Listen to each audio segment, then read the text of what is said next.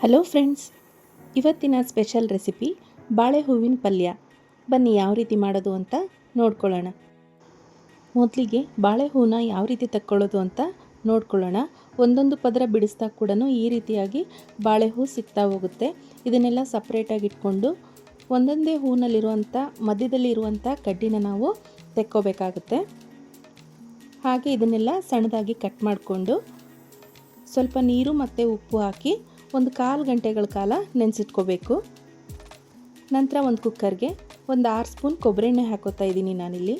ಹಾಗೆ 1 ಸ್ಪೂನು ಸಾಸಿವೆ, 1 ಸ್ಪೂನ್ ಜೀರಿಗೆ, ಹಾಗೆ ಕರಿಬೇವು, 1 ಗಡ್ಡೆ ಈರುಳ್ಳಿ ಹಾಕಿಬಿಟ್ಟು ಸ್ವಲ್ಪ ಫ್ರೈ ಮಾಡ್ಕೋಬೇಕು.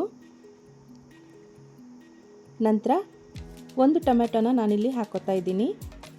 ಹಾಗೆ ನೆನೆಸಿಟ್ಕೊಂಡಿರೋಂಥ ಬಾಳೆ ಹೂವು, ಹಸಿ ಕೊಬ್ಬರಿ ನಾನು ಸ್ವಲ್ಪ ಹಾಕೋತಾ ಇದ್ದೀನಿ.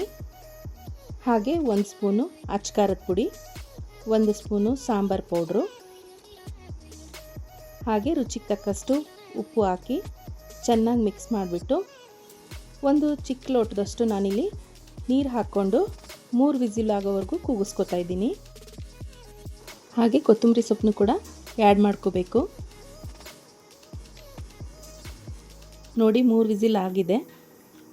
ಬಾಳೆ ಹೂವಿನ ಪಲ್ಯ ಎಷ್ಟು ಚೆನ್ನಾಗಿ ಬೆಂದಿದೆ ಅಂತ. ಈ ವಿಡಿಯೋ ನಿಮಗೆ ಇಷ್ಟ ಆದರೆ ಪ್ಲೀಸ್ ಒಂದು ಲೈಕ್ ಮಾಡಿ, ಶೇರ್ ಮಾಡಿ, ಕಮೆಂಟ್ ಮಾಡಿ. Thank you.